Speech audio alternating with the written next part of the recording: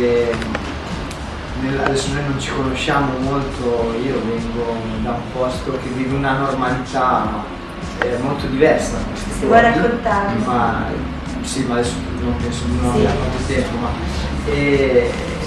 e non sono abituato tanto anzi la prima volta che faccio una cosa di questo genere, però tantissime cose che hai detto e che avete comunicato, non nelle tecniche, ma nell'aspetto della vita, ecco, le condivido, le cerco di vivere, le cerco di trasmettere, quindi penso, tutte le volte mi chiedo che cosa ho imparato, no? Dopo che faccio un'esperienza o conosco una persona.